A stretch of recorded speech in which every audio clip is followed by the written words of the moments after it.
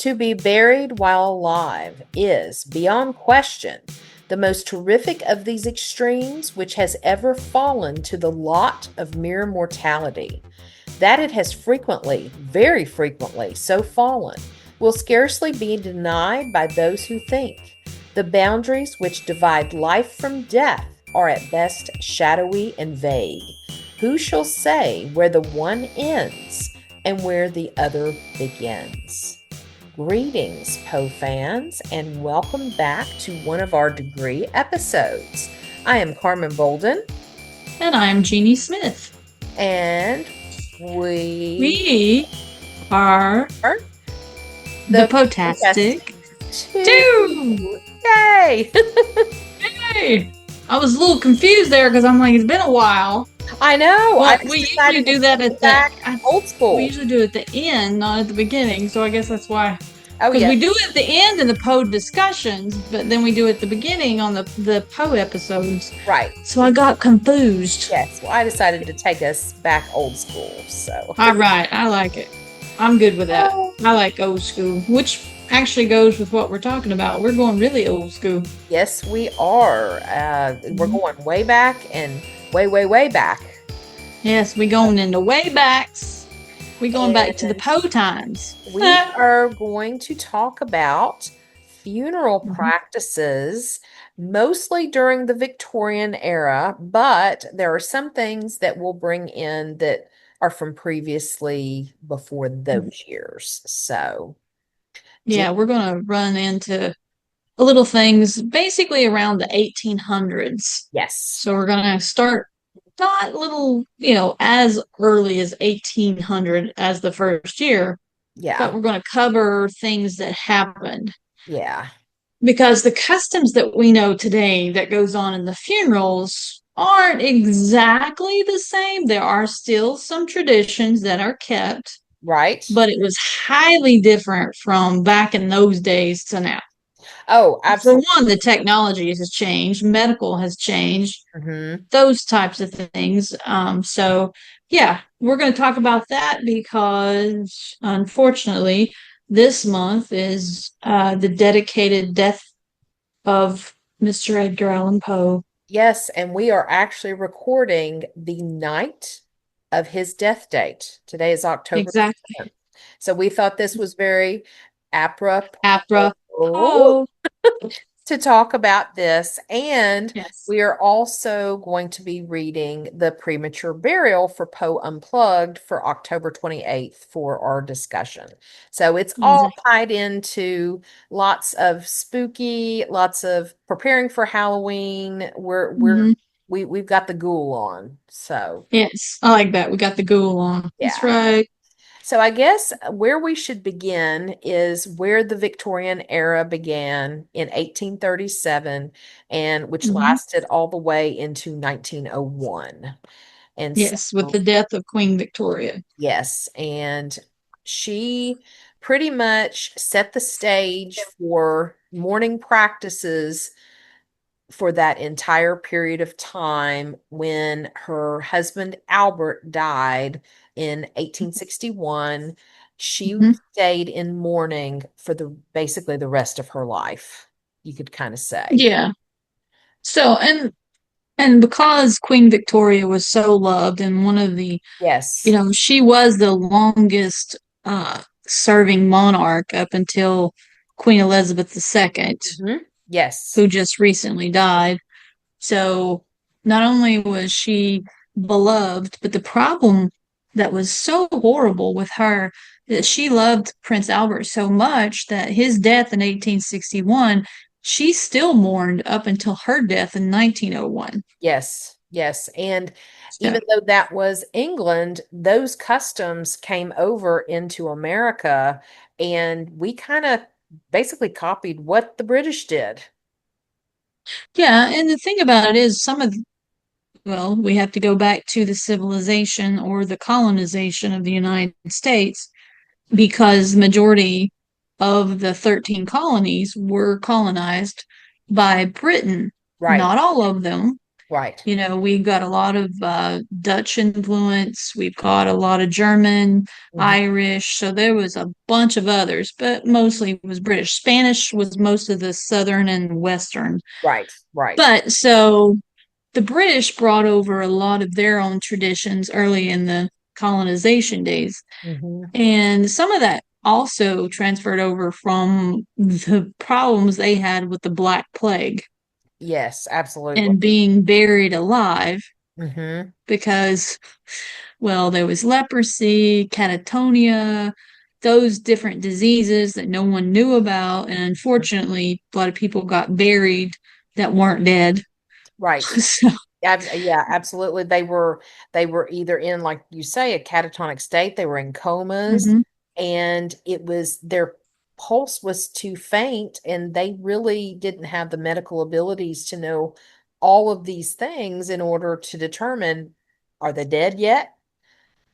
Yeah, because most of the early medical practices, like a stethoscope and those kinds of things, they were pretty basic Mm, that they still couldn't pick up things that were so faint. And before right. then, they didn't understand how to check the carotid artery for a pulse Hmm. and the heartbeat. Now, if the heartbeat slows down to a certain point, even if you put your ear on someone's chest, Right. you won't be able to hear it. Hmm. Uh, but all that kind of was a precursor up to Queen Victoria's days when she started the traditions that most followed into funeral parlors.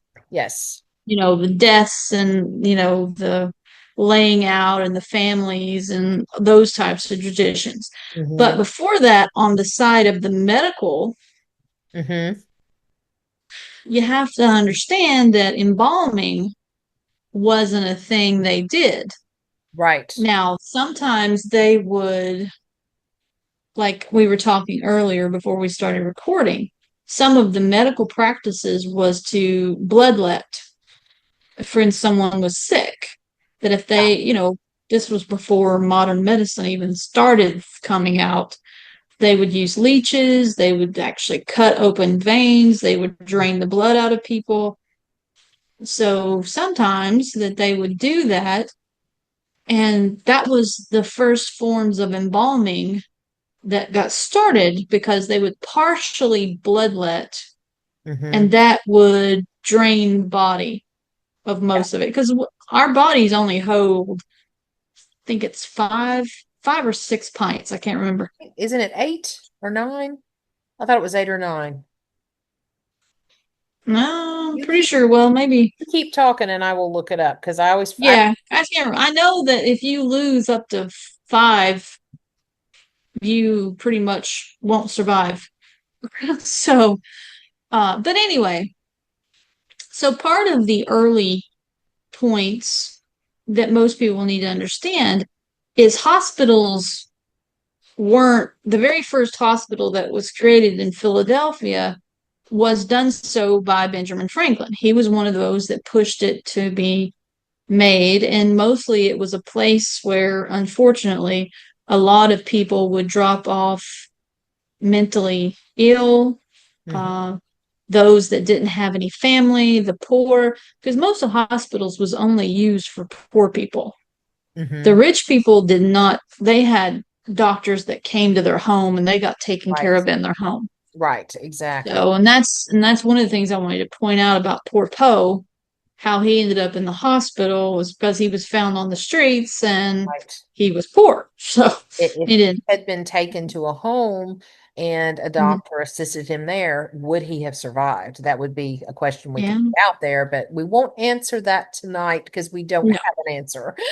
no. That was just one point I wanted to point Yes. out about him being Yes. taken to the hospital. Absolutely. But the other thing that I wanted to basic on is like if you died in the early 1800s, you were taken to the home, you were laid out in the parlor, Hmm. and a family member sat with you for 3 days. Right. They At they least. did that because just in case you woke up and you weren't really dead. And that's why they called them wakes, because it was not only for friends and family to come and Hmm. say their goodbyes to their loved one. It Hmm. was also to see and make sure, was the deceased, Person dead. yes, going to wake.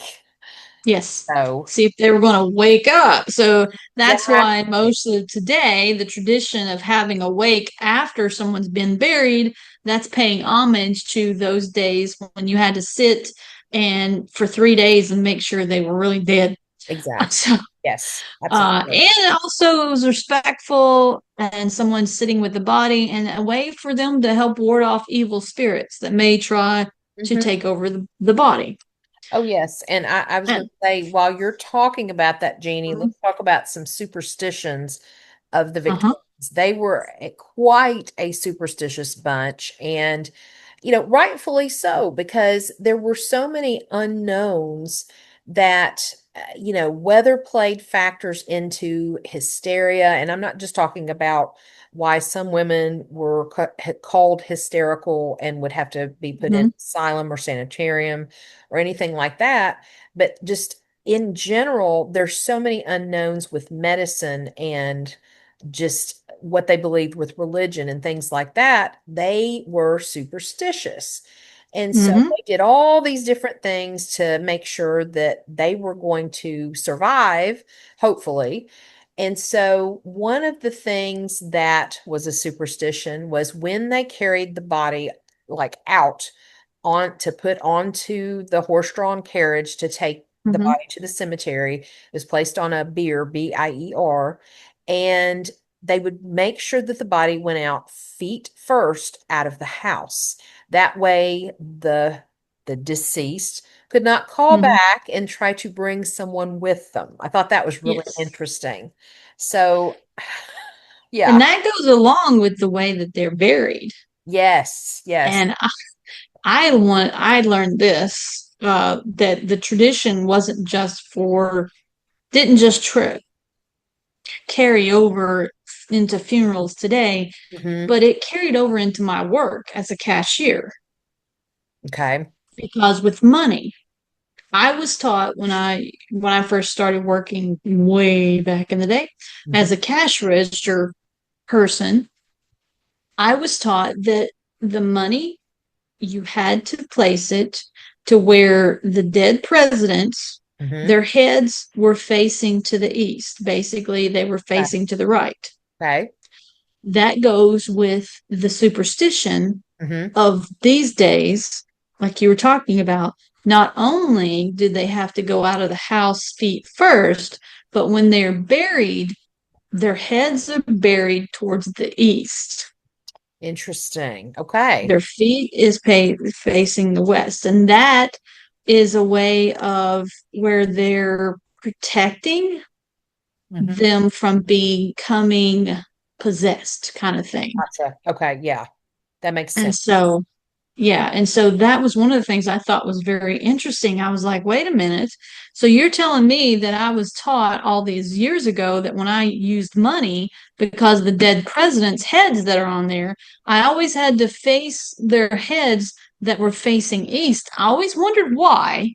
And now you know.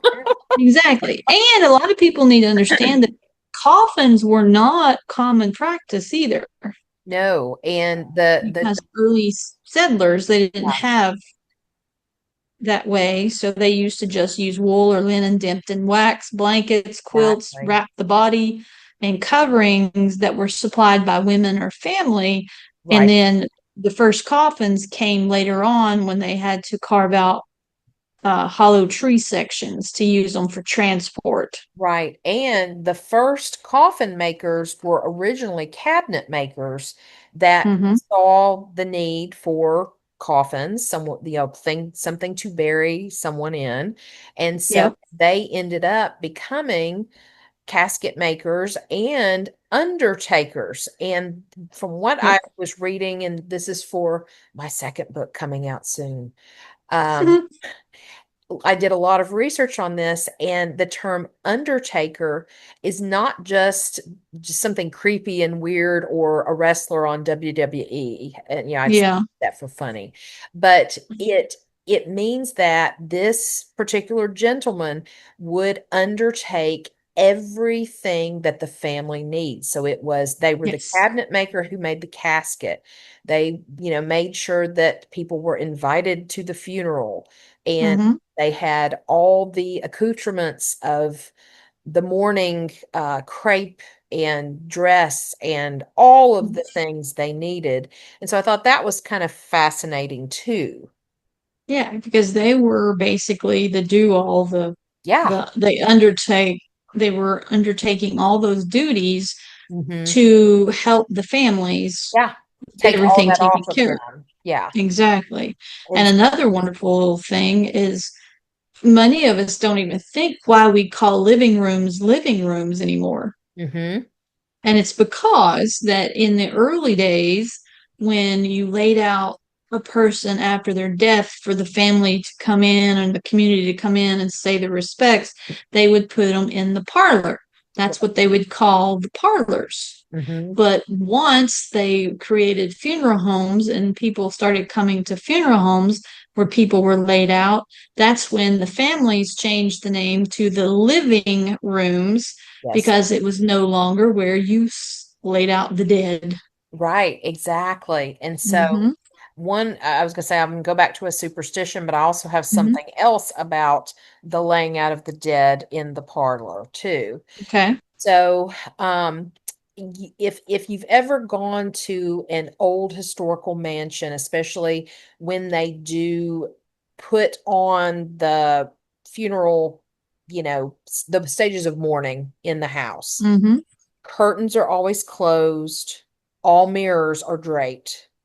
And Mm-hmm. that's because the superstition then was that if the dead had, like, they were afraid that the dead soul would be trapped in the window or the mirror, especially. Mm-hmm. And so they wanted to prevent that. And then there was also a superstition that while the deceased was laying in state, or laying in, I don't want to say that 'cause Mm-hmm. that's really more for a celebrity or a president, but they're Yeah. laying, being, for the wake, that if you saw your reflection in the house of the deceased, that you might be next. So that was another very good reason to cover up the mirrors and the windows. Yes. And they also laid any portraits down. Yes, absolutely. Same Yeah. Any port thing. all portraits were laid flat on the surface. To make sure there's no And possessions and all of these exactly. things. So the other part I was going to talk about with the families gathering around their loved one who is deceased is Mm-hmm. that in 1839 the daguerreotype had come out, and Mm-hmm. so it became very fashionable after the daguerreotype was popularized for families. They really, most families could not afford to take pictures before someone died, but it was a little bit cheaper after someone did die in the family. So they would take these pictures around the dead body. And some of Mm-hmm. them were animated so much they would use like puppetry skills and things like that with wires to hold, the person up. And so they might look a little odd in the picture if you've ever seen any pictures of deceased people in them.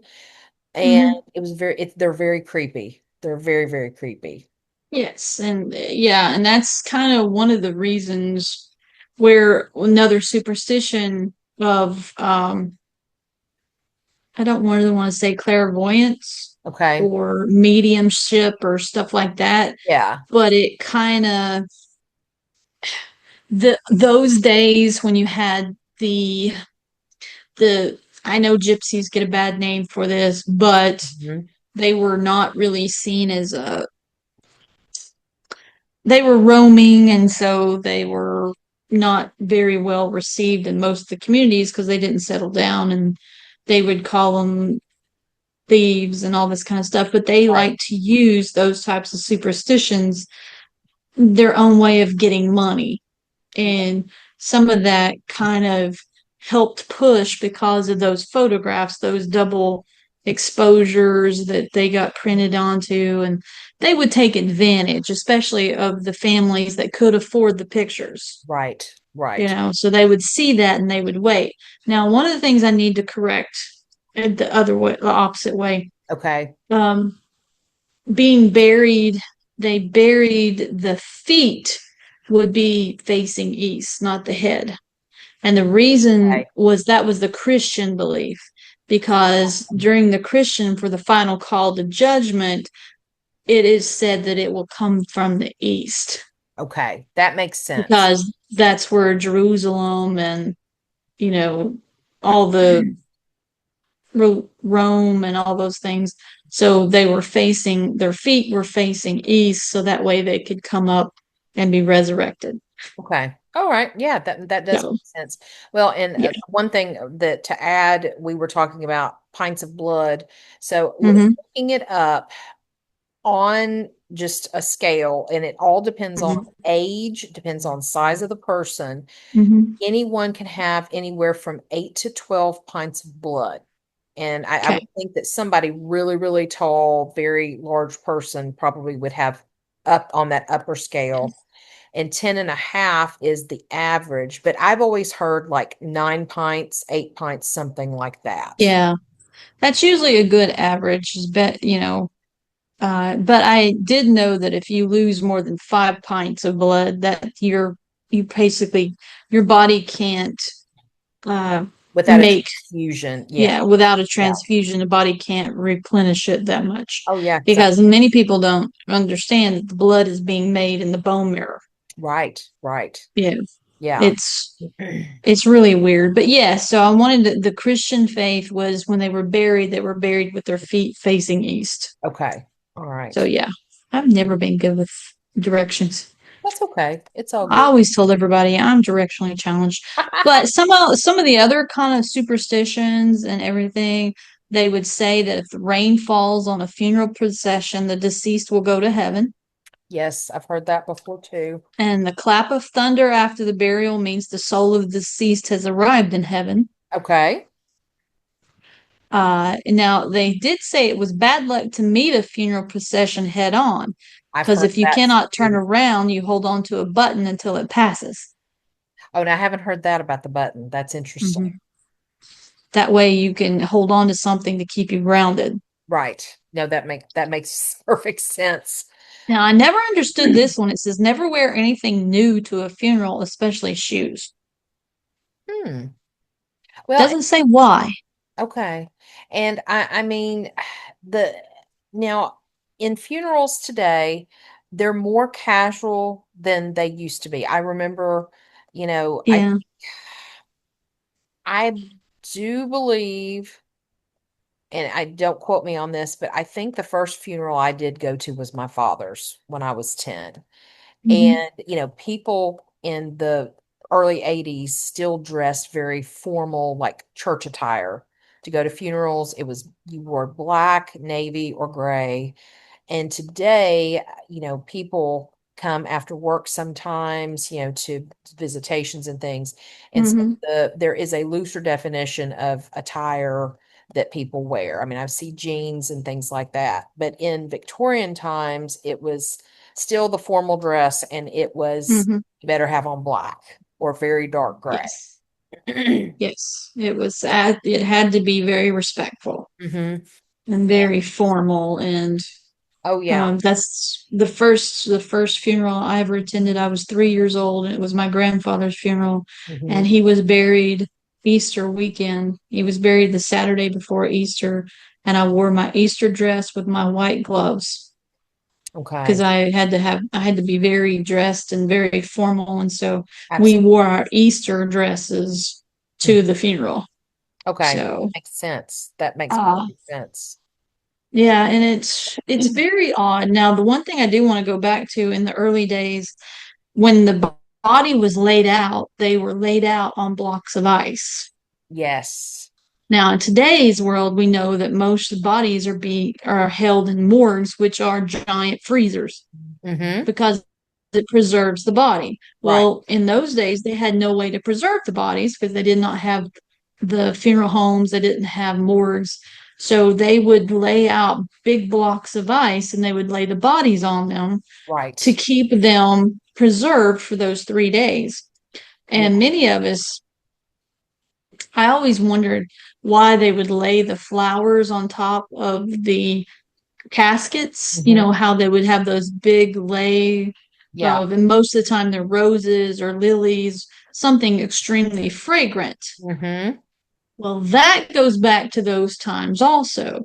Right. They did not do a lot of the wreaths and a lot of the flowers and stuff, but in the days, they would always light scented candles Hmm. and they would have very fragrant lilies or roses in the parlors for two reasons. One, that those were the only respectful flowers they had, and the candles would stay lit because they didn't have electricity and they Right. had to keep light on during those 3 days. But it doubled down because it helped keep the decomposing body smell, Yes. Yeah. because remember, they weren't embalmed. No. And many people don't realize what happens to a body when it does start breaking down. We won't go into that because that's just a little Right. too much. Yes. Oh, Um, yes. And I was going to say too, and one of the other things that mentioning back to the people who were watching, grave watchers to make sure, like when they were lying in the parlor, mhm. or laying in the parlor, that they also, when the casket was closed, some of them that could afford it would have a glass pane. If you watch The Yes. Premature Burial with Ray Hmm. Milland, it's directed by Roger Corman, that they do have that in that casket to where if they do wake up, they'll be seen, like, because they're going to be like facial, probably freaking out. Yeah, because in those with the rich people, they usually had mausoleums. They didn't really get buried underground very much. Yeah. And one of the other things also that had ties back into the English traditions Hmm. during the Black Plague, because the leprosy, the catatonia, and all that, and the Black Plagues, people were getting declared dead that weren't dead. Hmm. So they would, even after they buried them, they would tie a string around their finger Yes. and link it to a bell up near the grave at the top. And so if someone woke up, somebody was always sitting there, because in England, they didn't sit in the parlor with them, they sat at the graveside. And Exactly. if that bell was rang in those 3 days, they would immediately run over there and dig them up. Yes. But I think it was more towards when America put in the tradition of burying someone 6 feet deep. Hmm. That wasn't the way it was in England. It more or less came about over here more because of the land and the area and the animals and everything. They Yeah. would bury you 6 feet deep because of grave robbing and to Yes. protect the bodies from animals. Because remember, they didn't bury them in coffins, Right. they were buried just wrapped up in something. Yeah. And speaking of grave robbers, I wanted to talk about that a little bit. Okay. So the during this time frame, a lot of medical universities needed real bodies, real dead Mhm. bodies, real live dead bodies to, Live dead bodies. I mean that oxymoronical, I guess, if that's a word. I just made it. We'll create it. There we go. Yes. And because they had to study the anatomy, you can see Hmm. pictures all day long, but until you have actually dissected a human body, I have never done this, but just Hmm. saying that, um, the medical students would not be able to truly understand human anatomy. And Hmm. so you did have resurrection men who would go and dig up, grave rob dead bodies once they were Yep. in the ground. It was not necessarily because, like, you had true grave robbers that would try to steal any jewelry or mementos left in the coffin for, Hmm. reselling. But this was the resurrection men were all about digging up these bodies and selling them to medical schools. And so the grave watchers were also there not only to make sure that someone wasn't buried alive, but to also make sure that the graves were intact and secure from these resurrection men. And two of the most famous are Burke and Hare, and they did their reign of resurrecting, as we'll say, from January to October of 1828, and they would sell the bodies to a man named Robert Knox. And they were caught. And if I remember correctly, wasn't it Burke that did most of the work? Like he was more of the maniacal one of the two. Yes, if I If remember correctly, I yes. remember correctly. I mean, them robbing graves was pretty ridiculous in the first place, but Oh, absolutely. Absolutely. that was macabre in its own way. Well, and then to tie into that, I thought it was really interesting because there were some things that helped end that practice. So that was in Hmm. 1828. And there was the Anatomy Act of 1832, which allowed for the legal donations of unclaimed bodies to medical schools. So people didn't have to go out trying to find dead bodies. Well, then but Burke and Hare actually killed people too. Yeah, they Just were add that. they went above and beyond. Let's put it there. Yes. Yeah, they They couldn't wait for supply and demand. They no, they demanded the created supply. yeah, they Yeah. created it. Yes. And so and then also this act of Anatomy Act of 1832 allowed people to have their body donated to Hmm. science after they died. And so I Yeah. did not know that. That was something I learned that was new. I was thought that was pretty interesting. Well, and it also, especially in big cities that didn't have a lot of open fields to do burying, because that's, if you were unclaimed, like Jane Doe's, John Doe's, Right. those actual names didn't come around until later, Right, right. but they would throw you in Potter's Field. I mean, they Yes. literally would stack you up like cords of wood and Hmm. then just bury you in mass graves. Yeah. So, with this act of 1832, they donated the more viable bodies Right. to medical, and that would help. I hate to say it, but because they were getting dissected and Hmm. taken apart, it was another way of recycling. I hate to say it that way, Right. but But it yeah. was the best way of recycling, especially if they were running out of room. Well, running out of room, and it was probably, I hate to say it like this too, but more cost effective to donate a body to Hmm. medical college than to have to dig a grave when, especially like if they were running out of places to bury. Yeah, and especially this was a good industrial age time also. And a lot of people were, especially children, Hmm. were still working in the industries and everything. So getting burned, and sometimes they would cremate bodies, Hmm. especially if they were killed at factories. They just kind of burned the rest of it. And Yeah. that was because think about it, if anybody's ever burned yourself or anything, the smell of burnt skin can really Oh, just yeah. Yeah. um, but yeah, those things that many people, you don't know unless you look them up, like you said. We Yeah. didn't know that they passed that, but it kind of makes sense that they would need to Mhm. curb the grave robbing and the overstocking of Yeah. bodies. And a Well, I think lot of people Burke and didn't Hare put have them over family. the edge. Yes, they ran them down. Yes. Uh, and a lot of families, or a lot of people didn't have families. Very You true. know, Yeah. they usually were here. They came to America to get away from something. Hmm. Like, Georgia was a whole colony that was created for debtors that were released out of prison Hmm.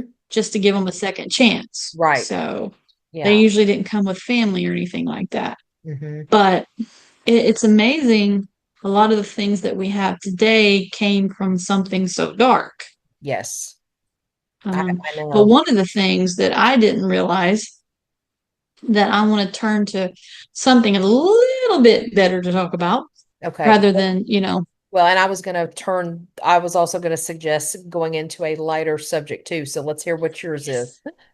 well, one of the things that in my neck of the woods and yours too, after funerals, a lot of people drop off food for the Yes. family. Mm-hmm. Well, in the early days, it was the other way around. The families would make funeral biscuits, Okay.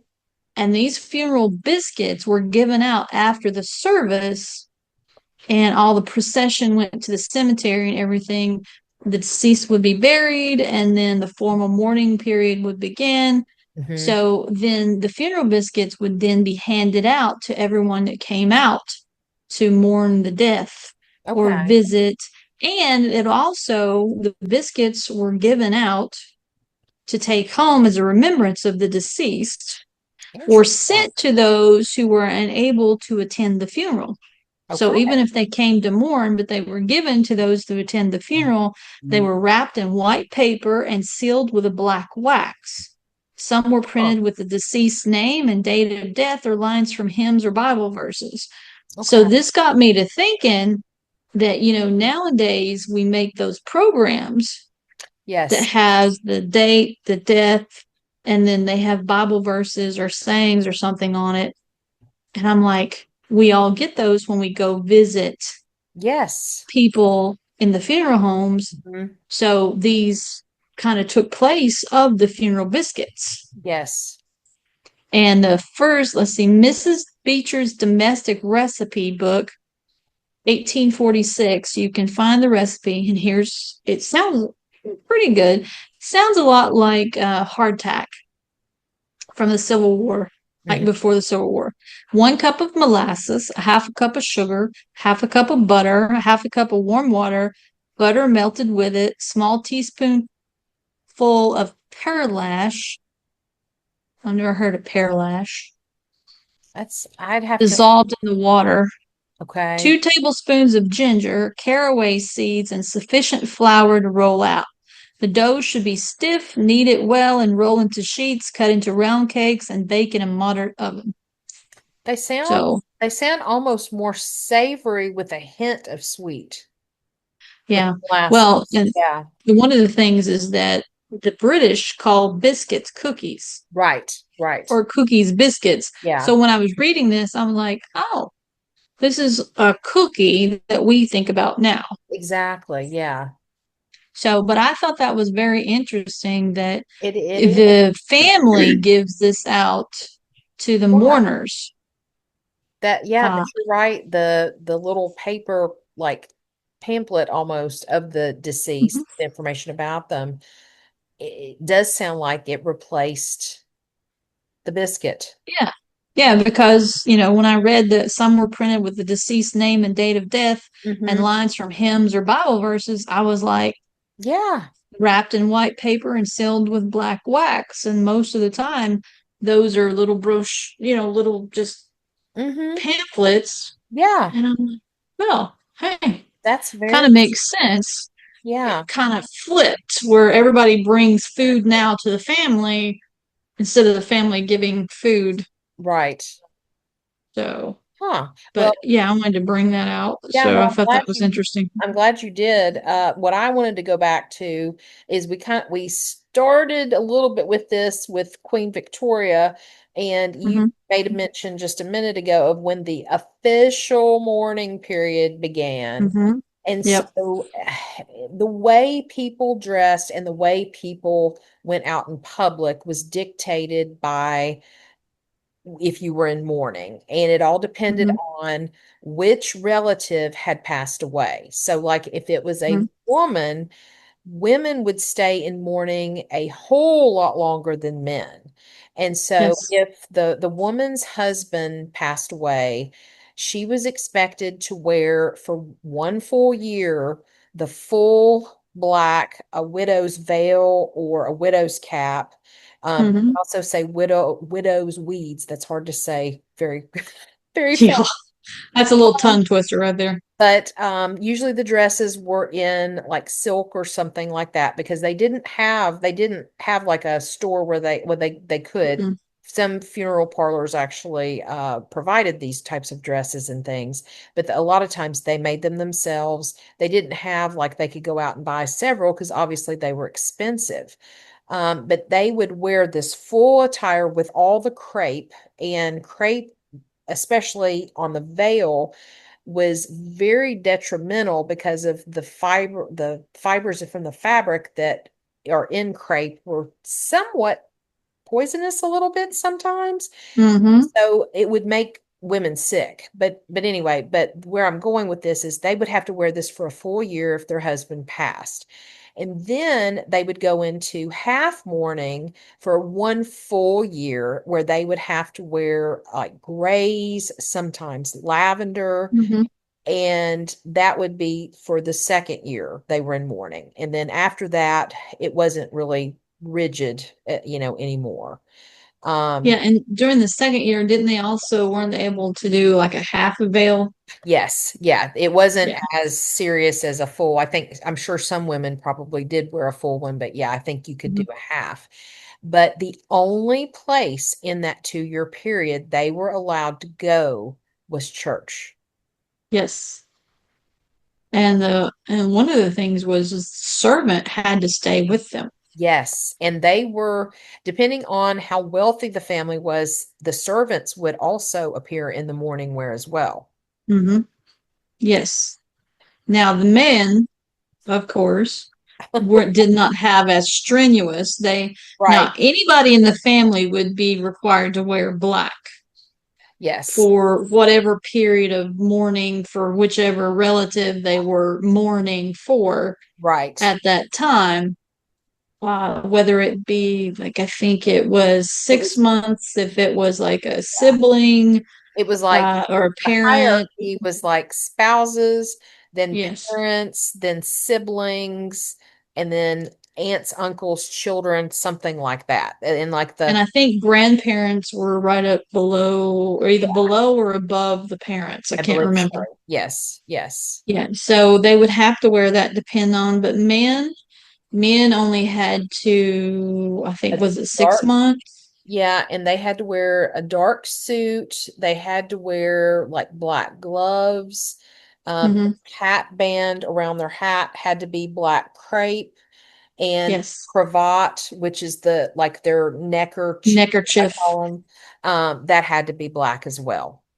I Yes, think, and but they did not. And if it was a wife they were mourning, they didn't have to mourn as long. They could leave the house to go to work because they had to support the family, right, but they were allowed less time to mourn because they were required to find another wife yes. So if, you hate to say it, if to a man support the was, children. Yeah, yeah, if a man knew someone he wanted to marry a week later, that would have been okay. Like it wasn't looked frowned upon as much. I think that it was like I think a 2 to 6 month period officially, hmm, but they would allow things more for men than for women. Women had to, yes, like they would have been, adhere to those yes, guidelines. yes. And so, even if a woman knew who she wanted to marry after a year, she still had to wait out that period to not be shunned from society. Exactly. Yeah. And they would take hair from the dead bodies Hmm. and they would put them and make them into brooches that they would wear. They would Yes. either take care, put them in lockets, they would make brooches. Mhm. Um, They also did shadow boxes. They did mhm. wreaths. They even made corsages that they would wear with the hair.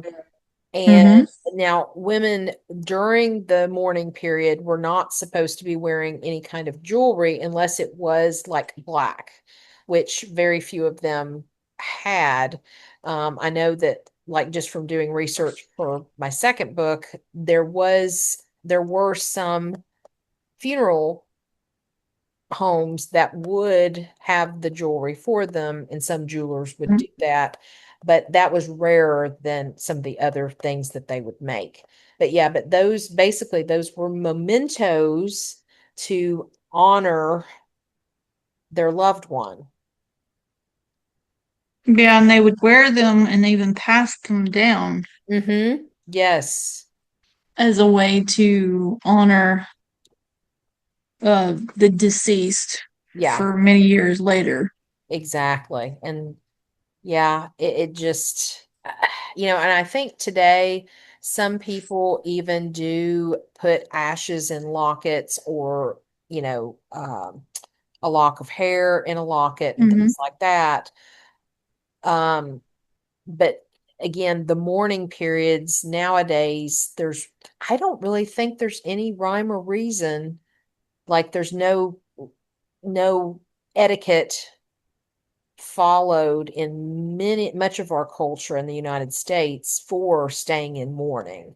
I think some Mm-mm. people that I know back when we were growing up, I think if someone's spouse had died, they probably would wait 6 months to a year before marrying again.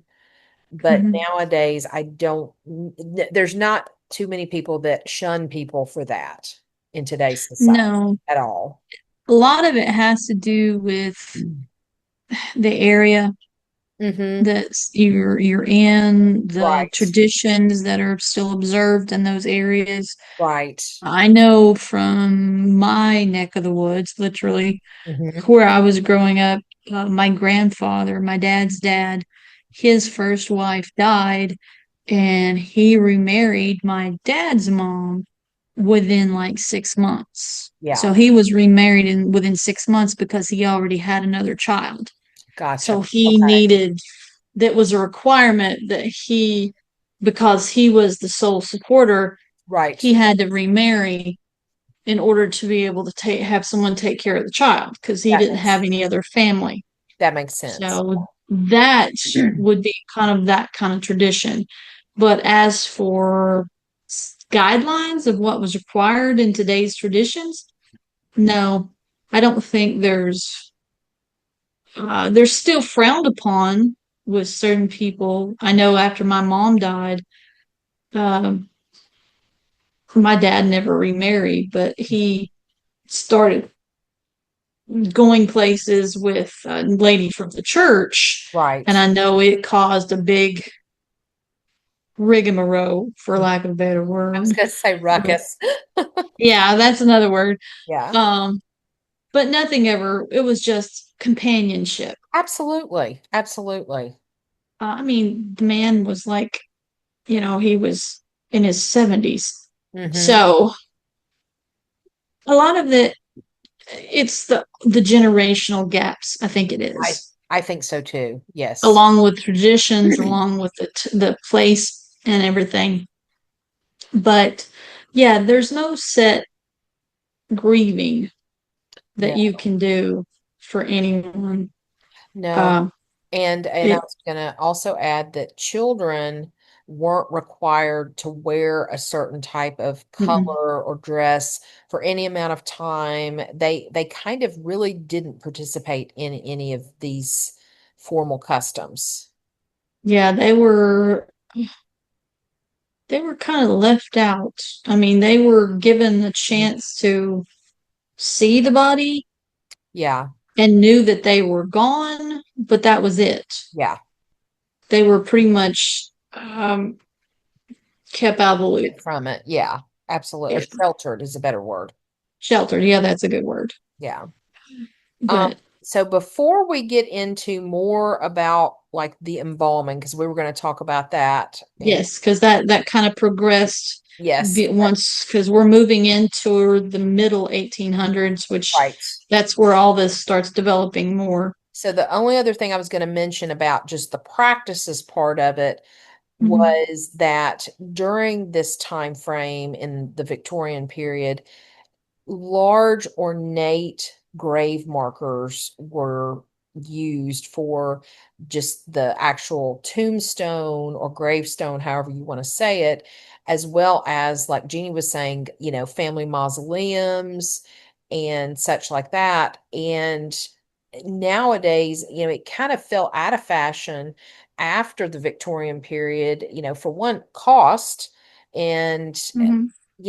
some people were even put in unmarked graves. Think about Poe when his first burial, because he had three, his Yep. first burial, he had an unmarked grave. And so, because his family couldn't afford it. So, Yeah, and that's one of the reasons why, I said earlier that they usually took the poor people to the hospitals. So right. when Poe was found and taken to the hospital and Mhm. his family, Muddy didn't have the money to Right. bury him and nobody else was kind of around to do anything. So, Right. Exactly. And not until later. And mhm. so, but I wanted to, add that to the practices because, it was like the after effects of the mourning, of the period of grief when people were honoring the dead. And, Yeah. if families had money or someone had the money to give to a family for these grave markers, some were extremely ornate because for whatever reason, they wanted to honor that person grandly rather Hmm. than just a small stone with their name. And so it's Yeah. very It, interesting how that has evolved. Yeah, it was another practice. And you also have to think that in those days, the population growth and the areas that Yes. people were living in, Mhm. they could build those things. They Yes. would have that big areas and Hmm. everything like that. And then even now, if you've ever visited any of the old cemeteries for Hmm. like I know one of my friends, she's dead now, but she was a history teacher and we loved going on what Julie liked to say our grassy knoll trips. Yes. She's the science person in the group, so she wasn't the Right. history person. Yeah. So she liked calling them the grassy knolls, but we would visit Civil War cemeteries. Hmm. And you could definitely see the difference between the modern and the old because in Yes. Chattanooga, the Yeah. cemetery with the National Cemetery in Chattanooga we went to, there is this giant locomotive Hmm. that was created in honor of this young child that died because he Okay. loved trains Yeah. and he died in that time. And so they built this mausoleum or tombstone that looks like a locomotive. Wow. And it just and then all the newer side Hmm. are just the small just tombstone, they're just round, Yeah. have their names, their dates of deaths, and maybe one line or something on them. So a Yeah. lot of that is because they're running out of room.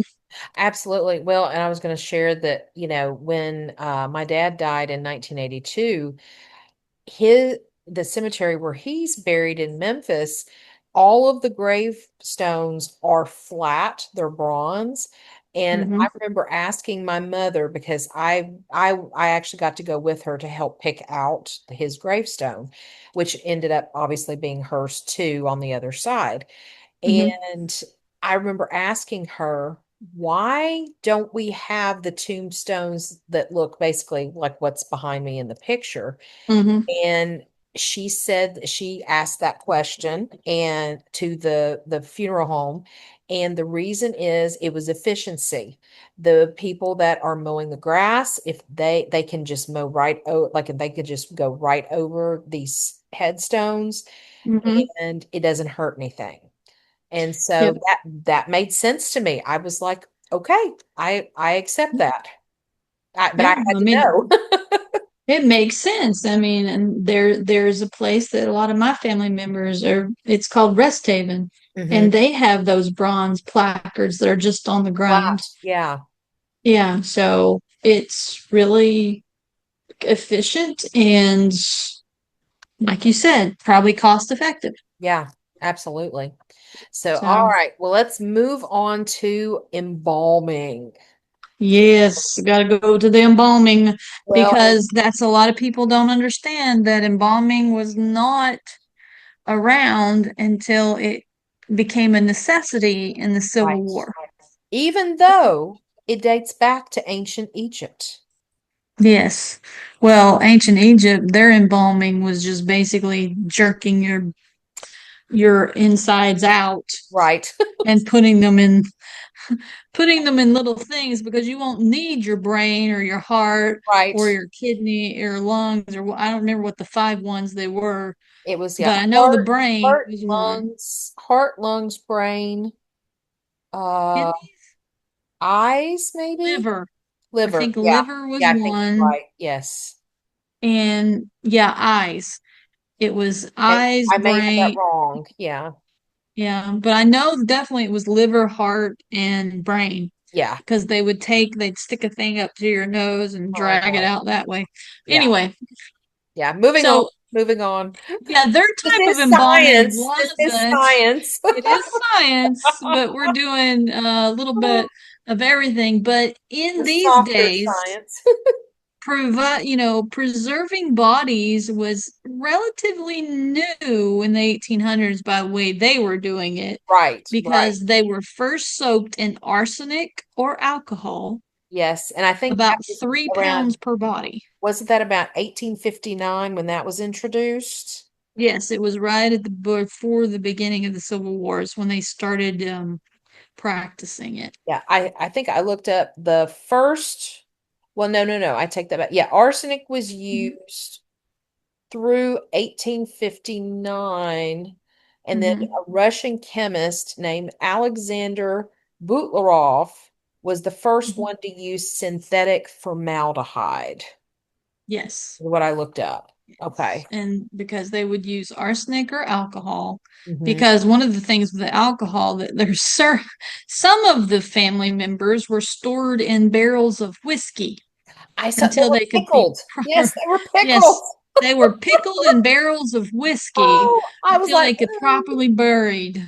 yes. And then also too, there was something that said that they also used honey and they used wax too. And I had never Yes. heard of that. Well, I can understand with the wax because the wax pretty much kind of dries out Yes. because part of the things that they would use for is because they were trying to drain all the excess fluid Hmm. in the body.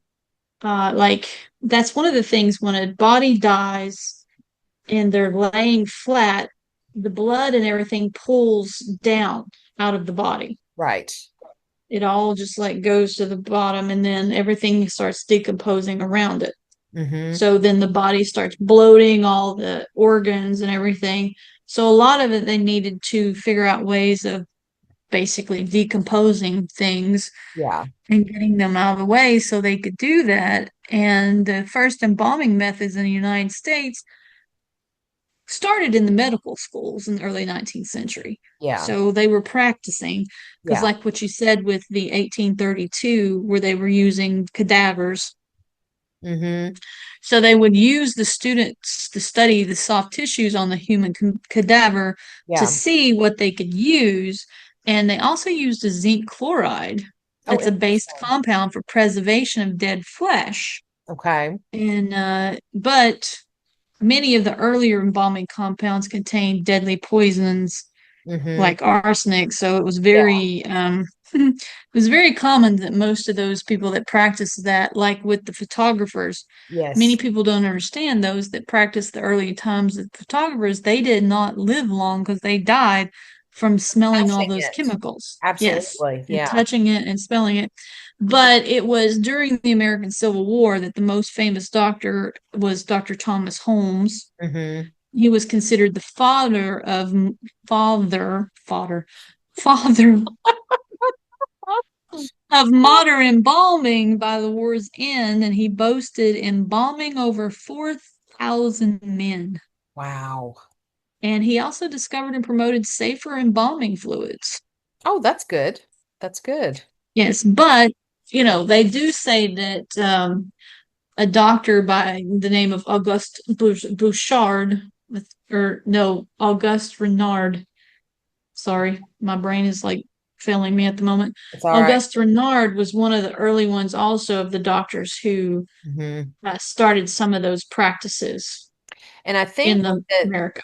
and I think, wasn't it this the information I found that a lot of the embalming really became more a regularity around the 1880s. Is that? Yeah, the industry competition started rising around that time. Mhm. But the real big thing that started it was the Civil War.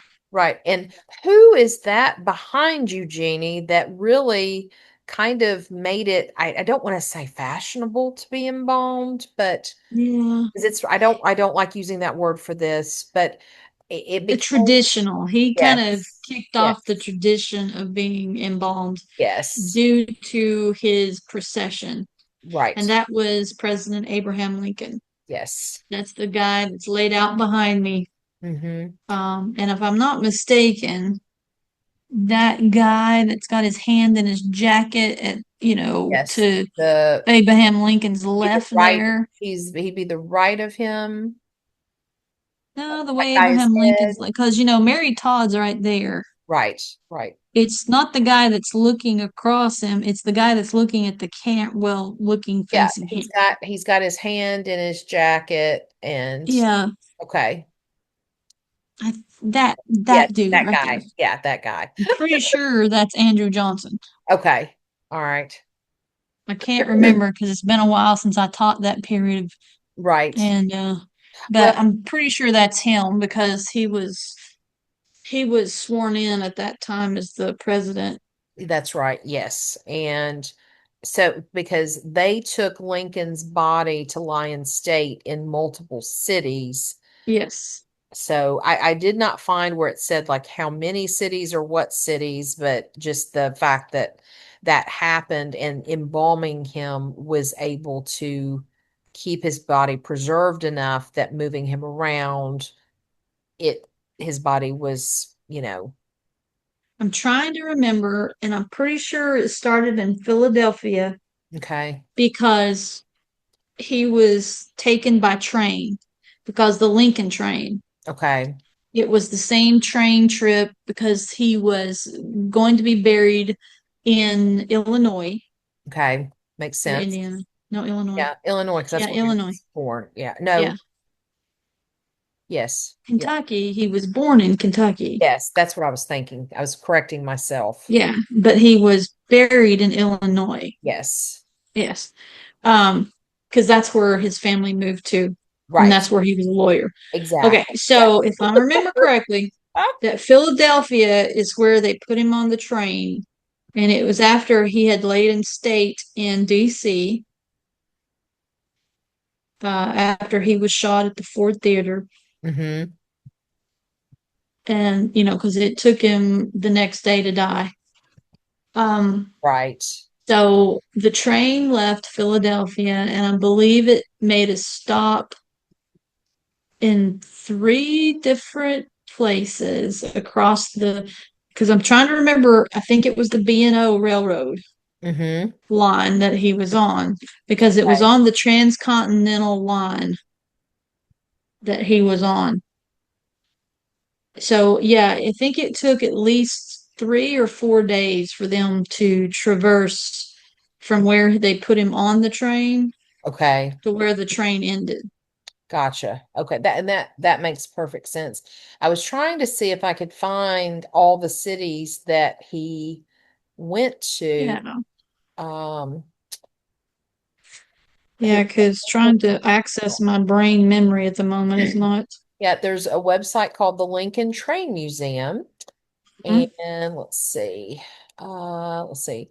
On April 21st, 1865, the train carrying the coffin of President Abraham Lincoln DC, not Philadelphia. Sorry. on its way to Springfield, Illinois, where he would be buried on May 4th. The route retraced his journey in 1861 to DC. It was the Lincoln Special. And I was trying to Hmm. see if it showed. Let's see. Let's see. The locomotive number 119. It just mentions Columbus, Ohio, Herkimer, New York, Philadelphia, Pennsylvania, Hmm. and let's see. I don't see anything else. But yes, yeah, he is buried in Illinois, like you said. Yeah, it was Springfield, Illinois. Because it was the morning of April 19th, 1865, when the train left out of Washington's Central Depot. Hmm. And mhm.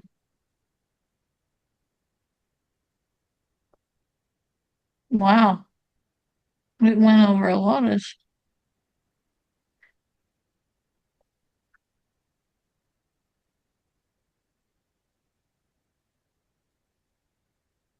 Yeah, and one of that is because, railroads were really not put into place until the Civil War because it had to connect Hmm. the East to the West. Right. So the funeral car actually had originally been intended as a lavish presidential office on wheels. It was the 19th century version of Air Force One. Oh, wow. Yeah. So, but then it ended up being Abraham Lincoln's funeral car. Okay, that's interesting. Yeah, well, it's kind of ironic in one way and apropos in the other. Yeah, absolutely. Well, and one other thing I was going to say, I wanted to mention before we go is Hmm.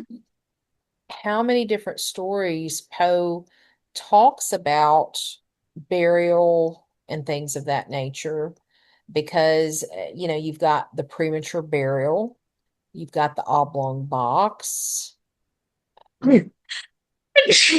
bless you, and you've got, Hold on. Sorry, excuse me. I go in threes, remember? that's right. Sorry. Go ahead. Sorry, start Yeah. this up again. Yes, and so bless you, just in case you sneeze Thank you. again. Yes, I said the premature burial, oblong box, the fall of the House of Usher. We have a premature burial in the Castle Hmm. of Amontillado. You have a premature burial, just a little bit different. And Yep. then you also have some words with a mummy. So you're talking about a mummification from the Egyptian times. And we're not going to talk about that too much because Jeannie will go on a tirade. And Uh-huh. then, and then technically, kind of the facts in the case of M. Valdemar, you have a death that happens, Hmm. but in a totally different way. Uh, True. you've also have there was one I was thinking of and I'm forgetting. Telltale Heart, there is the murder, but that's not really it is burial. It is a type of burial. Yeah. And those are just some of the ones just I can name kind of on off the top of my head. Any Yes. forgotten that, in the Black Cat there is a premature burial. Yeah. So there's quite a Um, few. well, if you did you say cask of Amontillado? I did, yes. Okay, I thought so. I just wanted to make Yeah. sure. I think you said it maybe when I was sneezing. Oh yeah, that's okay. That's okay. So yeah, I think that's I know I'm yeah. forgetting some, but that's, those are the, Those are the highlights of the ones that are yeah. most Well, oh, remembered. Berenice. Berenice's another. Yes, yes, that's Yes. another one. Yes. I knew I was forgetting one that was on my mind. And so that's just something to think about. And that's one of the reasons we decided to have this topic tonight for our science fiction, because Hmm. or the science part of it, because the premature burial, when you think about the horrific nature of it, and just also thinking about Poe lived in Victorian times and Hmm. all the superstitions that came about from being buried alive and all the details and the specifics and the regulations of mourning practices and funeral practices, we just felt like it was a very important topic to talk about. Yeah, I mean, it makes sense that it's a day, it's a time of what was going on in And Poe wrote Poe's a lot world. about it. So Yes, and my especially in involvement, yeah. his world. Yeah, but it's all very fascinating, definitely. Yes, it is. And hold on, I'm counting right now all the different places, and it was the B&O Railroad. It was the Okay. Baltimore and Ohio Railroad. Yes, yes. So they left DC, went to Harrisburg, Philadelphia. Hmm. Let's see, then Baltimore, uh, Harrisburg, Pennsylvania. I said Philadelphia. Yeah. Hmm. New York City, New York. Hmm. Um, I mean, they were having processions in every one of these places. Yeah. It makes sense. It really, Albany, they went to Albany. yeah. Now, this started on April the 19th, and they were in Albany, New York on April the 25th. Yeah. And they were pulled by the locomotive called the Constitution, Hmm. which I thought was very ironic too. But Oh, yeah. Buffalo, New York, they spent a lot of time in New York. Oh, yeah. Cleveland, Ohio, 36 gun salute. I'm not counting these, I'm just saying them, but Columbus, Ohio.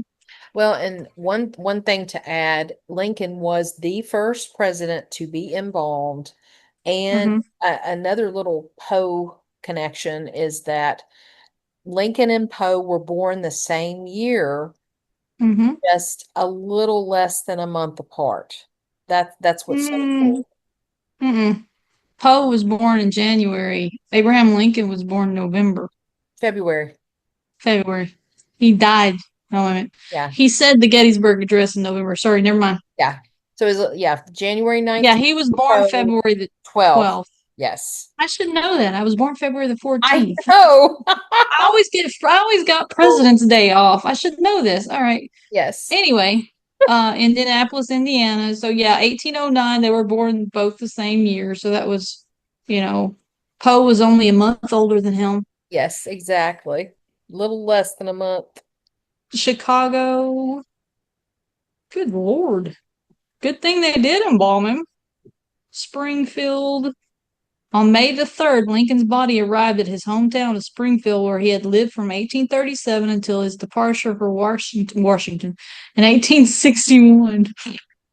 Yeah, sorry, my little It's all I good. slipped there.